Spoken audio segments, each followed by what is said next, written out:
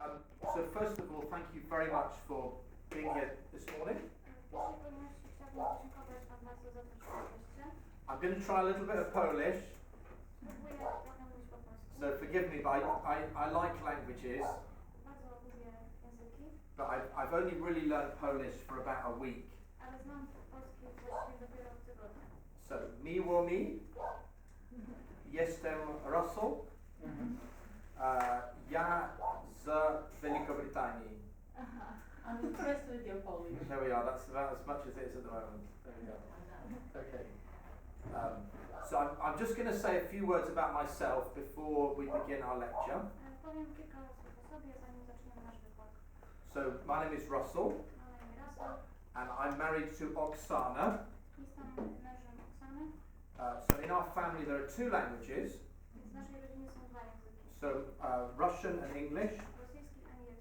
And so my three daughters, they're bilingual Russian and English. So Sophia is 22 years old, and her sister Kira is 19 years old. And then the youngest sister is Tatiana, and she is 18.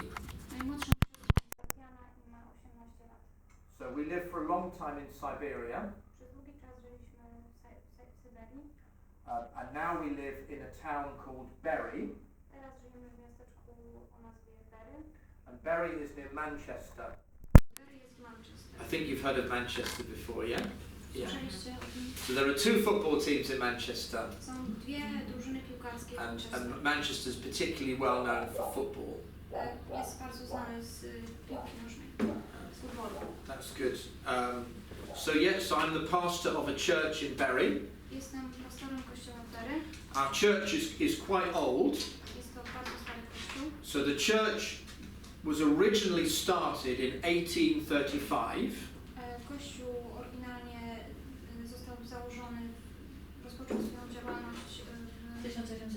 1835. But then the church eventually became very, very small. And so in 1986, there were only two members of the church. You and your wife? So it wasn't me and my wife. This is 1986, so it's a long time ago. Yeah.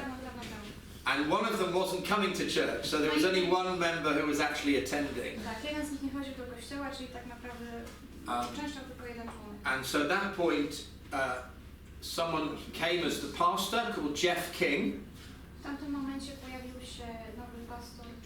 Jeff King. And Jeff King has visited Legionowie twice, is that correct? Yeah. Okay. So I'm very grateful to Barbara for translating for me today. So Basia is Barbara, is that correct or not? Yes. Okay, right. Yeah, that's good. And I'm basically visiting Andrzej and Monica, so very grateful to you. Good. So this morning we're going to be talking about the history of the church. So the whole of my course, which I'm not going to teach today, is 20 lectures. And these lectures cover the whole of the history of the church, starting in the year 100. I te wykłady zawierają całą historię Kościoła, zaczynając od roku 100. And going all the way through to 1914, the start of the First World War. Aż do roku 1914, rozpoczęcia I wojny światowej. And the way I've organized the course Zorganizowałam ten kurs w taki sposób, is to think of 20 places żeby myśleć o 20 miejscach, which represent the whole history of the church. które reprezentują całą historię Kościoła. So today we're only going to be talking about two places. Dzisiaj będziemy rozmawiać tylko o 2 miejscach. So the first place that we're going to be talking about, and this is the picture on the screen. Can you see the screen? Będziemy mówić o pierwszym miejscu, którego zdjęcie możemy... So the first place that we're going to be talking about is Ephesus. Pierwszym miejscem, o którym będziemy rozmawiać, jest Efes. So Ephesus you will know from the New Testament. Efes, który znacie z Nowego Testamentu. So Paul came to Ephesus and it's described in Acts chapter 19. Paweł przybył do Efezu, jest to opisane w rozdziale 19. And then into Acts chapter 20. I później w rozdziale 20. And then obviously there's the letter to the Ephesians. Oczywiście jest też list do Efezjan. And also Paul sent Timothy to Ephesus in order to deal with issues in the church. Paweł również wysłał Tymoteusza do Efezu, żeby poradzić sobie z problemami w kościele. So for the first hour we'll be thinking about Ephesus. Czyli pierwszą godzinę będziemy myśleć o Efezie. And then we'll take a break. Potem będzie przerwa. And then the second place that we'll mention, and there's only going to be 2 today, not 20. To drugie miejsce, o którym będziemy mówić. So the second place we're going to mention is the city of Athens, Będą Ateny, the capital of Greece. stolica Grecji. And so these 2 places represent 2 stages in the history of the church.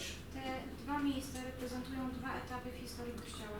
So really we're going to be thinking about the 2nd century, the 2nd Christian century today. Czyli tak naprawdę będziemy myśleli dzisiaj o II wieku. Now, we really need to start off by thinking what happened before Ephesus. Musimy zacząć od poruszenia kwestii, co działo się przed Efezem. So, it all starts, of course, with the resurrection of Jesus from the dead Wszystko zaczęło się od wskrzeszenia Jezusa z martwych and the day of Pentecost. i dnia Pentekost, Pięćdziesiątnicy. So in Acts chapter 2, the Holy Spirit came upon the church. Czyli w rozdziale 2 jest mowa o tym, jak Duch Święty zstąpił na Kościół. And if you remember, the apostles and other Christians Jeśli pamiętacie, apostołowie i reszta chrześcijan were enabled on the day of Pentecost to declare the mighty works of God.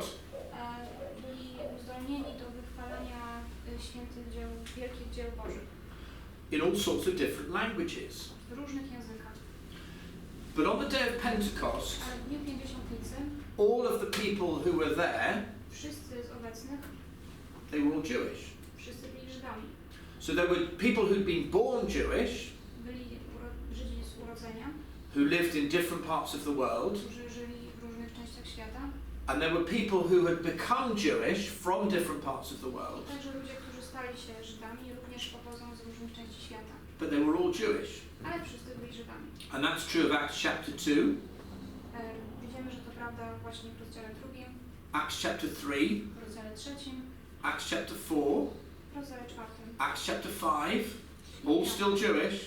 Wszyscy byli Acts chapter 6, do you remember in Acts chapter 6, there was a conflict between 2 different groups of Jewish widows. Jeżeli pamiętacie, w dziejach był konflikt pomiędzy So there were 2 groups of widows. A widow is someone who's lost her husband.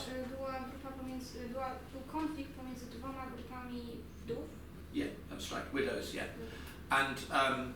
And so that's Acts chapter 6, Acts chapter 7, all still Jewish.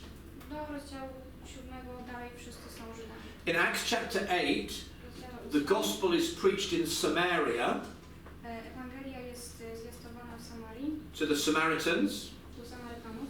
and they're almost Jewish, aren't they? Oni są prawie Żydami, tak można powiedzieć. And then in Acts chapter 8, Stephen preaches the gospel to the Ethiopian, do you remember, on his chariot? I w rozdziale 8 Ewangelia jest zwiastowana mieszkańcom Etiopii. And he was almost certainly, he was Jewish, but he was Jewish by conversion. He'd become Jewish later in his life. The Ethiopian eunuch. Przepraszam, etiopiński eunuch. He was a converted Jew. Tak, była mowa o jeszcze etiopiańskim eunuchie, on był również nawróconym Żydem. Now in English this is called a proselyte. Do you have this word in Polish? A proselyte means a convert to something, in this case to Judaism. Yeah. Po prostu był nawróconym na judaizm. Acts chapter 9, W rozdziale 9. they're all still Jewish, but the apostle Paul is converted, he becomes a Christian. Ale apostoł He used to persecute the church. Jest nowonarodzony, wcześniej prześladował Kościół, ale jest nowonarodzony. And then in Acts chapter 10, W rozdziale 10 for the very first time, Peter goes and preaches the gospel to... po raz pierwszy Piotr zwiastuje Ewangelię He preaches the gospel to a family who are not yet Jewish. do rodziny, która jeszcze nie była Żydami. They go to the synagogue, they know the Old Testament. Idą do synagogi, znają Nowy Testament, Old Testament. They know the Old Stary Testament. Testament. And they hear the gospel and they believe without them becoming Jewish. I wierzą w Ewangelię, mimo że nie są nawróceni na judaizm. And then after that, because of the persecution, there was some Jewish Christians. Z powodu prześladowań There were some Jewish Christians. byli chrześcijanie Żydzi. And they, in Antioch, they preached the gospel, it says, to Greeks. I w Antiochii zwiastowali Ewangelię Grekom. So these are people with no background. They don't know anything about the Old Testament. Czyli są to ludzie, byli to ludzie, którzy nic nie wiedzieli o Starym And it says they Testamencie. preached Jesus as Lord to the Greeks. Jest że zwiastowali Jezusa jako Pana Grekom. So the church is finally spreading and reaching other nations. Więc Kościół wreszcie się rozprzestrzenia, docierając do nowych narodów. So in Acts chapter 12, there's an important moment W rozdziale 12 jest jeden ważny moment, where James, the brother of John, gdzie Jakub, brat Jana, he is executed by Herod. zostaje skazany na śmierć przez Heroda. And we know what year that happened because very soon after that, Wiemy, w którym to było roku, ponieważ bardzo szybko po tym wydarzeniu Herod he dies, Herod umiera. and this is a very public moment, it's known in history, Jest to bardzo taki znany moment w historii. and that's the year 44. Jest to rok 44. This is in Acts chapter 12, the 12th chapter of the Jest book of Acts. to rozdział 12. And after this, we don't know how soon, I zaraz po tym, nie wiemy kiedy dokładnie, the apostles went to all sorts of different countries. apostołowie rozeszli się, docierając do wielu różnych krajów. So Peter went and he mainly ministered to Jewish people in different places, Piotr głównie głosił Żydom w różnych miejscach. in Rome, but also in what we call Turkey. W Rzymie, dzisiaj w regionie znanego jako Turcja.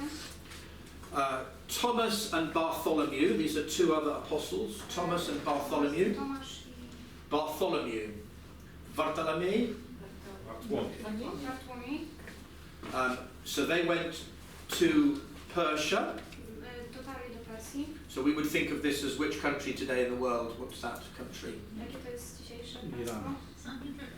Iran. Yeah, they went to Iran. Czyli dotarli do And Iranu. very possibly Thomas went much further than Iran.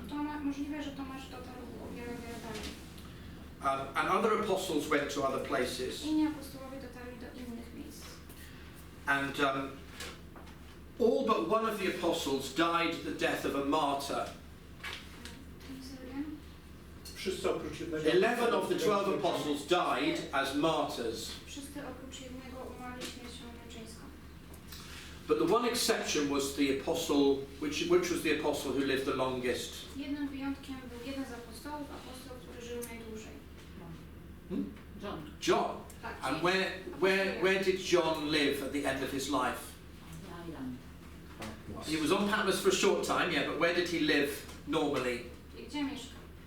The apostle John. Apostoł Jan. W Efezie? Hmm? In Ephesus? In Ephesus. W Efezie. Absolutely, yeah. Żył w Efezie. So Ephesus represents the end of the time of the apostles Czyli Efes reprezentuje and the koniec start of the next stage of the history of the church, as it were, after the New Testament. i rozpoczęcie nowego etapu historii Kościoła. So approximately the year 100. Czyli około roku 100. Now, the next generation of Christian leaders Następne pokolenie chrześcijańskich przywódców are called the Apostolic Fathers. była nazywana apostolskimi ojcami.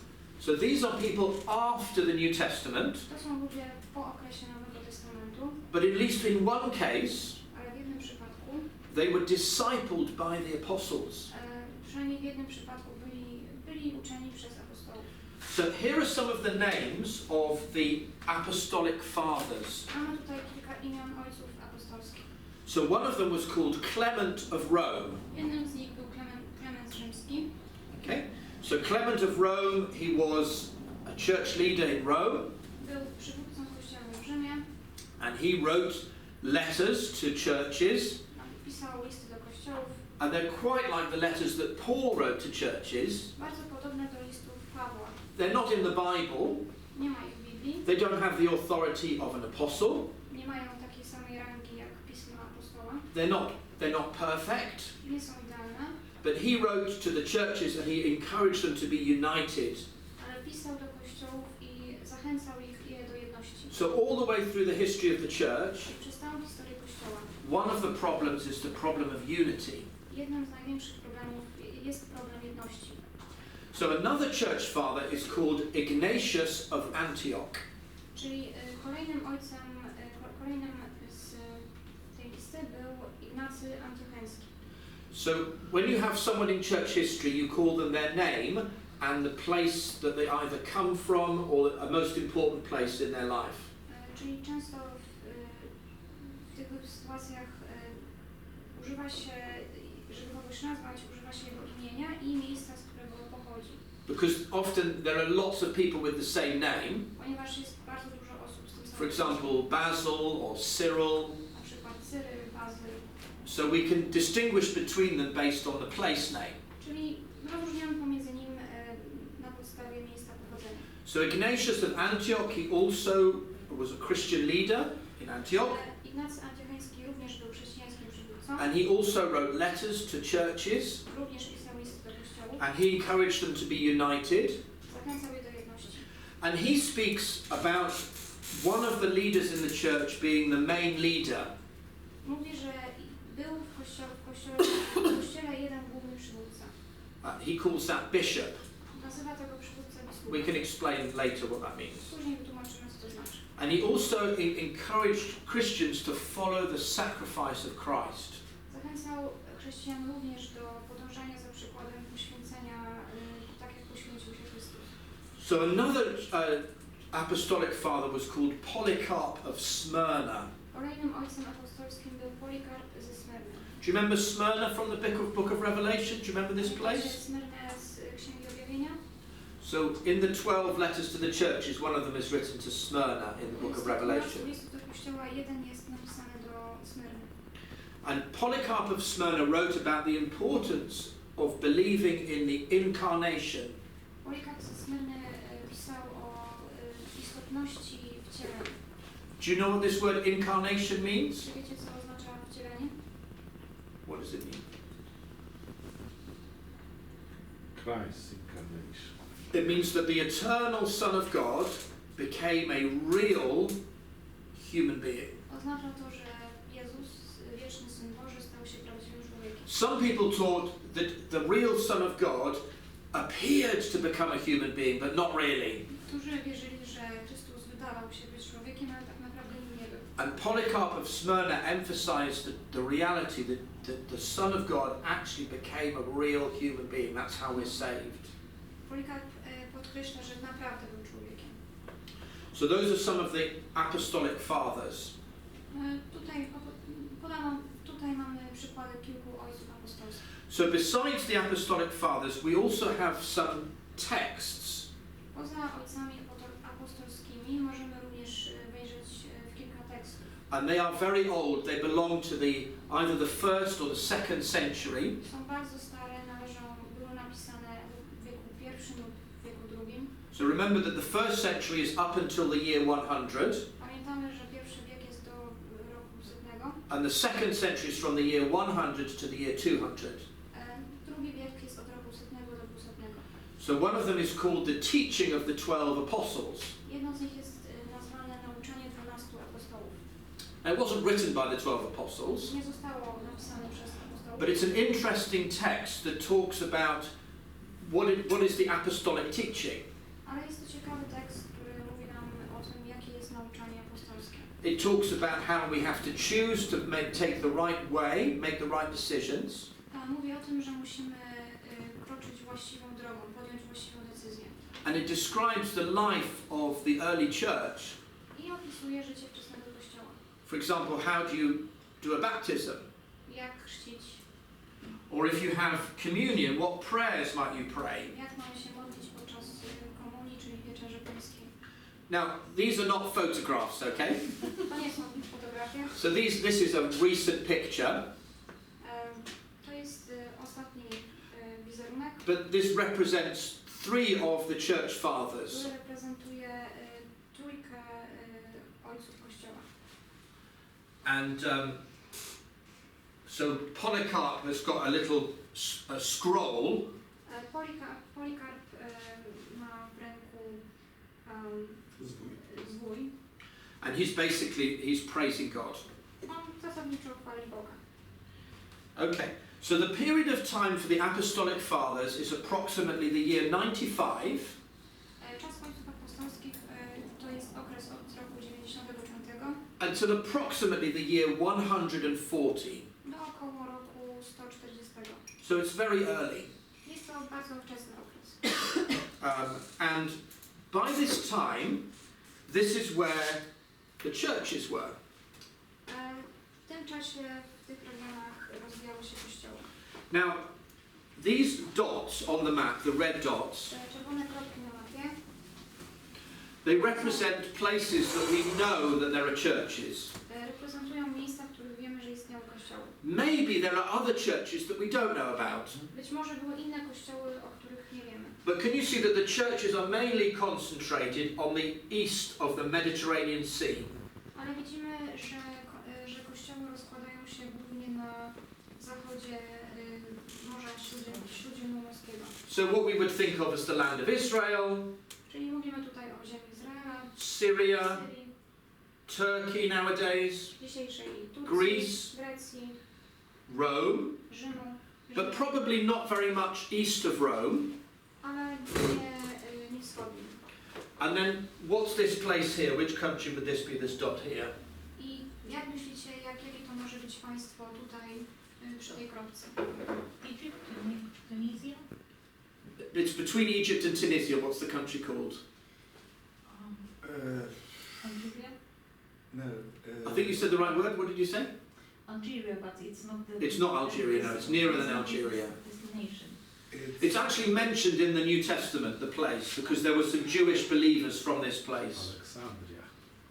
It's further than Alexandria. To jest Egipt, ja. Yeah. So do you remember the man who carried the cross? What was he called? Simon of... Where's that? Libya. Yeah. Czyli to miejsce to jest. So there was a church in this place. Yeah? W tym miejscu istniał kościół. And that's probably, for the most part, most of the churches was located here. Większość kościołów była umiejscowiona właśnie tutaj. Now there may have been some other churches further east. Być może dalej na wschód było więcej kościołów. So, 2 places that are interesting, Istniały dwa interesujące miejsca, which are not mentioned in the New Testament. które nie są wspomniane w Nowym Testamencie. So one of them is Alexandria. Jednym z nich jest Aleksandria. So the Alexandrian church says that it goes back to the year 42.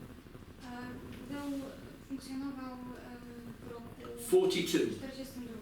So in the year 42, W roku 42 maybe być może Mark, the evangelist, Marek Ewangelista started the church in Alexandria. założył kościół w Aleksandrii. Now in Alexandria there was a huge community of Jewish people. W Aleksandrii było bardzo dużo Żydów. And maybe the church at the beginning was just a Jewish church. Być może na początku kościół So this is before Antioch. żydowski. So maybe they hadn't made the transition to Gentile believers. Czyli być może jeszcze nie dotarli do Boga. So this word Gentile, it means non-Jewish. Słowo, tutaj mówimy o poganach, tak? Czyli o nieżydach. So sometimes in the Bible it's called the nations. Czasami w Biblii określa się to mianem narodów. Yeah. And so anyway, so that's the year 42. There's one place even more interesting than this. Jest jeszcze jedno, jeszcze ciekawsze miejsce. The Christian church in India, Kościół chrześcijański w Indii. they say that they began with the Apostle Thomas. Uważa się, że rozpoczął się za sprawą działalności apostoła Tomasza.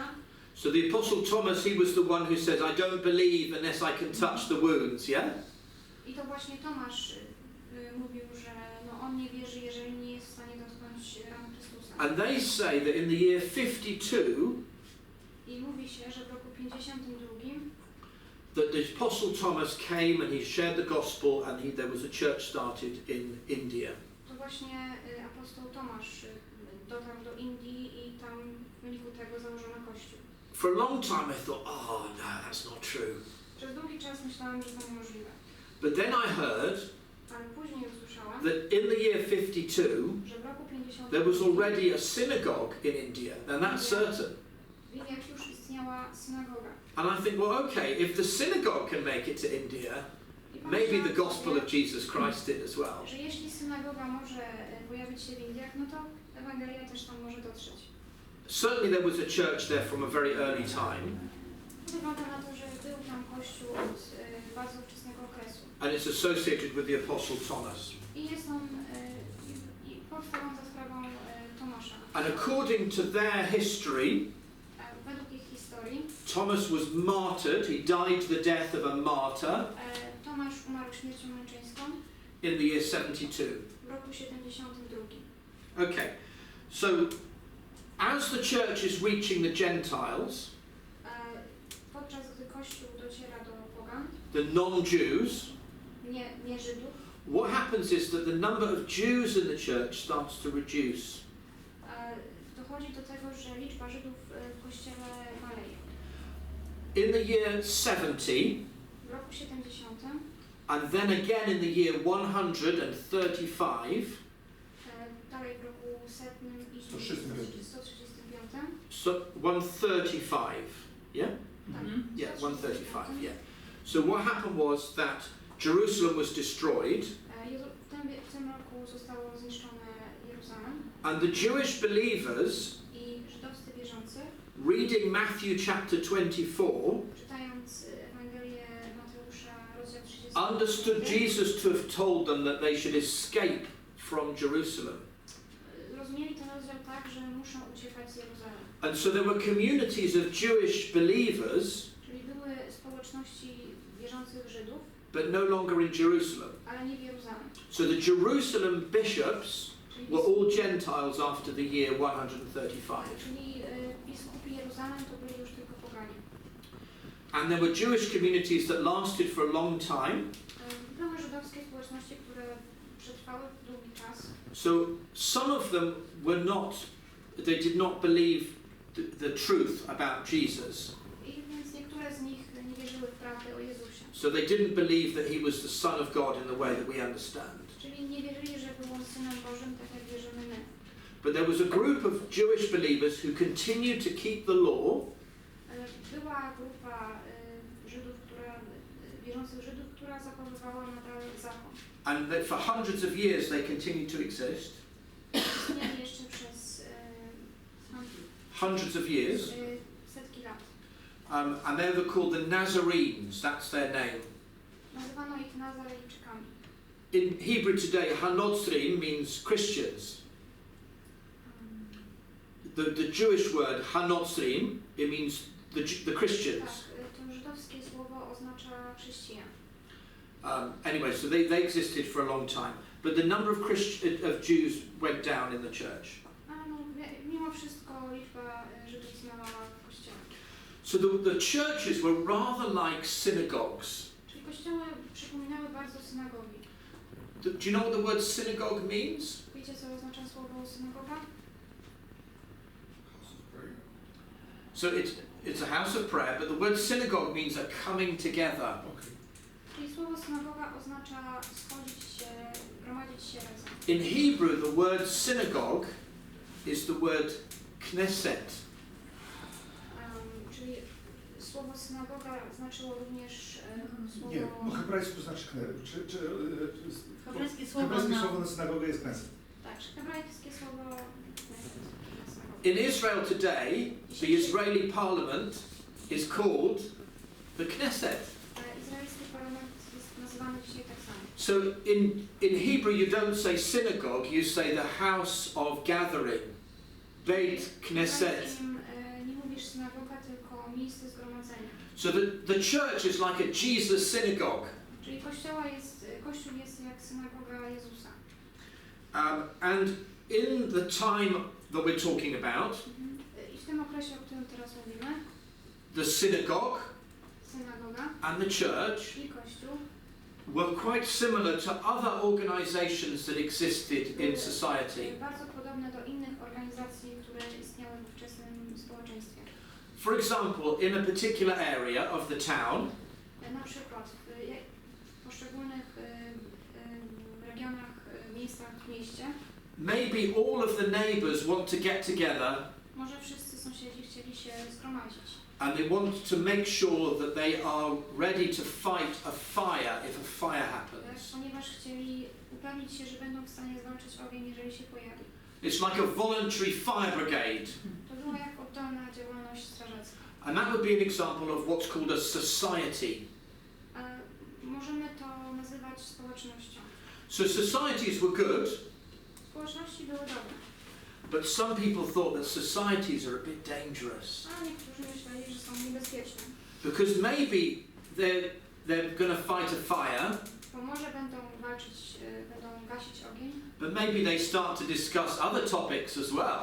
ale może też zaczną mówić o innych And they're organized, i się organizują. and they're not controlled by the government. I nie są kontrolowani przez władzę. And so people were very suspicious about Czyli societies. ludzie byli bardzo podejrzliwi względem społeczności. And people were very suspicious about the church. I także podejrzliwi w stosunku do Because it's a Kościoła. group of people who are organized and who are sort of separate from everyone else. Ponieważ organizowali się i byli oddzieleni od reszty. And so the church was quite like the synagogue. Czyli Kościół był jak synagoga. And the form of service in the church was also similar to the synagogue. No i forma służby w Kościele też przypominała tą jak w synagodze. From ancient times, Od czasów starożytnych the Christian service was divided into two halves. chrześcijańska posługa była rozdzielona na dwie połowy. The service of the word Posługa nauczania słowem and the service of the Lord's Supper. i posługa przy wieczerzy. So first of all, people would hear passages from the scriptures, Czyli najpierw ludzie słyszeli, byli nauczani Słowa Bożego, and they would sing psalms, śpiewali pieśni, and everyone would be there for that. wszyscy w tym uczestniczyli. And then there would be a second half of the service. Potem była druga część posługi, And the second half of the service was only for believers. tylko dla osób wierzących. They would pray the prayer, Our Father in heaven. Modlili się, nasz Ojcze w niebie. Only Christians would pray that prayer. Tylko chrześcijanie narodzeni na nowo się And then they would share in the Lord's Supper together. i dzielili się podczas wieczerzy. In the Orthodox Church to this day, W ortodoksyjnym kościele do tego również dzisiaj, halfway between the two halves of the service, in the middle of the w service, środku tych dwóch posług, the person leading the service osoba, która zarządza tych says, the doors, close the doors. mówi, zamknijcie te drzwi. Because that was the time when those who were not baptized would leave the service and only the believers would stay. Ponieważ w tamtym czasie wszystkie osoby nienarodzone musiały wyjść. So the first half of the Christian service is like a synagogue service, Czyli pierwsza część tej posługi jest jak w synagodze, but then the second half is the special Christian bit that's only for believers. a druga część jest tylko dla chrześcijan.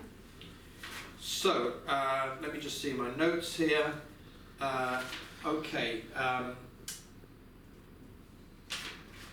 Yeah, so I mentioned before about this text called the teaching of the 12 apostles. Mówiłam już wcześniej o nauczaniu 12 apostołów. So, let me emphasize, it wasn't the 12 apostles that wrote that Podkreślę text. jeszcze raz, nie pisali tego apostołowie. But what it's saying is this is true to the teaching of the 12 apostles. Ale zgadza się z nauczaniem apostołów. And this text describes how to baptize someone. Ten tekst opisuje, jak chrzcić.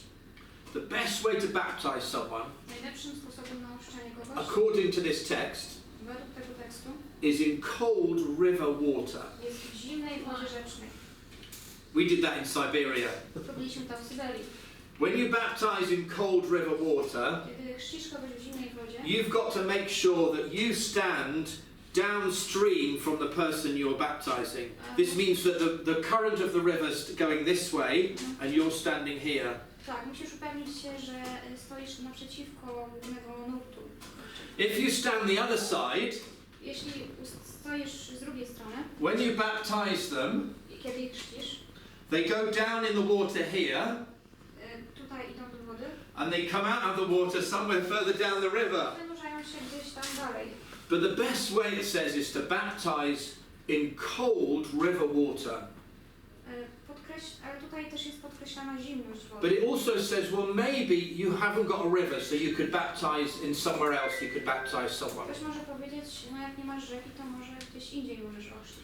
And then it says, if you've not got enough water, then you can maybe pour water on the head of someone. W tych sytuacjach doradzają polowanie kogoś wodą. But the best thing is cold, living water, which means a stream of water. A najlepszym sposobem nadal jest zimny strumień wody rzecznej. In your church, where do you baptize? Where do you have baptisms? Gdzieś się w waszym In the cold river? Yes? Okay, that's good. Yeah. That's right. And it's not Siberia here. Yeah.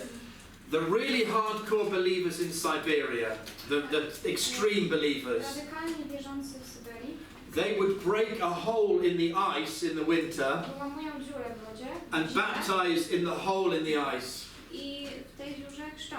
But that's, anyway, this is describing in the early church. Ale to są opisy ze wczesnego Kościoła. And this text also describes about fasting. Ten tekst również opisuje post. So the Jewish days of fasting were Tuesday and Thursday. Żydzi pościli we wtorki i Czwartek. czwartki.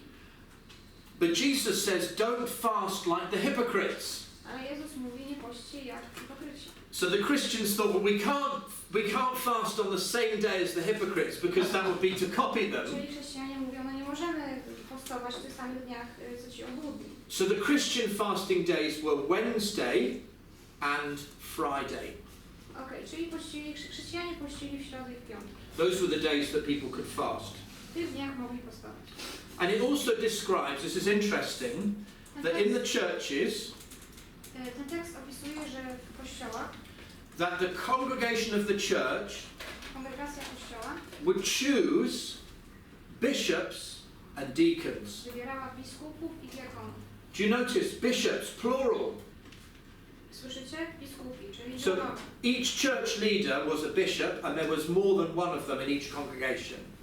Czyli w każdej kongregacji był więcej niż jeden biskup. Now over time this changed, Po pewnym czasie to się zmieniło. and just as in the synagogue there were several leaders but one main leader, I tak jak w synagodze było wiele przywódców, ale jeden główny przywódca. so in the Christian church there were many leaders but one of them was the main leader. Czyli w kościołach chrześcijańskich było dużo przywódców, ale był jeden najważniejszy. And for example, he was the one that would lead the services. Na przykład to on prowadził nabożeństwa. And he would pray the prayer of thanksgiving when people shared in the Lord's Supper. I odprawiał modlitwę dziękczynną, podczas gdy reszta uczestniczyła w wieczerzy. And he became known as the bishop. I on był uznawany jako biskup. But he was always one of a team of other leaders as well. Ale zawsze wchodził w skład reszty grupy przywódców. So, the Apostolic Fathers wrote letters. Ojcowie apostolscy pisali listy. And mainly those letters focus on very practical issues. I te listy skupiają się na takich bardzo praktycznych sprawach. So they do touch on theology a little bit. Dotykają spraw teologicznych. For example, they mention the Trinity, Father, Son and Holy Spirit. Wspomniają na przykład o Trójcy. And they emphasize that Jesus really was human. I cały czas podkreślają, że Jezus naprawdę był człowiekiem. This was the truth that was denied by the heretics. Heretycy, to była prawda, którą odrzucali heretycy. Now one question they asked was this. Zadają jedno pytanie. What is a local church? Czym jest Kościół lokalny? How do you define the boundaries of a local church? Jak definiujesz granice tego Kościoła? For example, the boundary between local church in one place and the local church in another place. Na przykład granice pomiędzy Kościołem w jednym miejscu i w drugim. And they said a local church is all those who share in one celebration of the Lord's Supper. Definiowali to tak, że Kościół to są wszyscy ci, którzy uczestniczą w wieczerzy. So where you have communion, that's your church, that's your local Tam, church. gdzie masz komunię, tam jest twój Kościół lokalny. And they had a very high view of the Lord's Supper. Bardzo cenili ten obrządek. For them, they really believed, as we believe, that we share in the body and blood of Christ. Naprawdę wierzyli, że dzielimy się krwią i ciałem Chrystusa. And for them that was also connected with saying that Jesus is really human. Dla nich to też było bardzo ważne dla idei, że Jezus był człowiekiem. And he is both God and he is human. Że był Bogiem i człowiekiem. So these are some words from one of the church fathers. To były słowa jednego z ojców Kościoła. So this is Ignatius of Antioch. Był to Ignacy Antiocheński. So we'll just see how you can do with this translation. So he says there's only one doctor. Jest tylko jeden lekarz. He's both fleshly and spiritual. Cielony i duchowy. He came from Mary Zrodzony z Marii and from God. i z Boga. He both suffers Najpierw cierpiał, and is also doesn't suffer. ale także nie ucierpiał. Jesus Christ our Lord. Jezus Chrystus nasz Pan. So he really wanted to emphasize the truth that Jesus is both God and man. Chcieli podkreślić tą podwójną naturę Jezusa. Now, connected with this understanding communion as bringing unity to the church, To rozumienie komunii jako dającej jedności Kościołowi, they started to see that the person who led the communion was also the center of the church. wedle tego rozumienia osoba, która przewodziła komunii, była centrum Kościoła. So if I want to be part of the united church, Czyli jeżeli chciałam być częścią tego Kościoła, I've got to be going to communion led by the bishop. to musiałam uczestniczyć w wieczerzy prowadzonej przez biskupa. Okay, so I've got one more subject before, so I think we're coming up, have we got another 10 minutes or so, is that right? Yeah. That's great. Okay, I want to talk about martyrdom. Chcę teraz porozmawiać o męczeństwie. Do you know what martyrdom means? Czy wiecie, co to znaczy? What does martyrdom mean? Suffering. Okay, yeah, and what kind of suffering particularly? Because of faith. Suffering for faith, but what kind of suffering for faith? Death. Death. So the first generation of Christians after the apostles, Czyli to oznaczało to śmierć. Pierwsze pokolenie po ojcach apostolskich they thought that martyrdom was very important. wierzyli, że męczeństwo było bardzo ważne. In fact, they thought, if you're going to die, Wierzyli, że skoro już masz umrzeć, and we're all going to die at some point, a wszyscy umrzemy, you should die the death of a martyr. musisz umrzeć śmiercią męczennika. So for them it was almost an ambition. Dla nich to było jak taka ambicja. What would you like to do in your Christian life? Co chciałbyś robić jako chrześcijanin? We might say, I'd like to start a church, yeah? Ktoś mógł powiedzieć, no chciałbym I'd like to learn how to lead a Bible study, yeah? prowadzić studium biblijne, I'd like to have a ministry in my church. służyć w kościele, Yeah, I'd like to die a martyr's death. albo umrzeć śmiercią męczeńską. That was their ambition. Na tym polegała ich ambicja. Now, do you remember one of the leaders of the church after the apostles was called Ignatius of Antioch? Jak wiecie, jeden z tych przywódców po apostołach nazywał się Ignacy Antiocheński. Now, Ignatius of Antioch was in Antioch. No, pochodził z Antiochii. Let's just have a picture of him now. Let's just see. Yeah. So, can you see where Antioch is on this map? Czy widzicie, gdzie jest Antiochia? Where is it? Oh, very good. Yeah, okay. So I think nowadays this is just in Turkey. Wierzę, że teraz to jest w Turcji. But obviously Antioch is in Syria. I mean, that's where it is. No, Antiochia jest też w Syrii.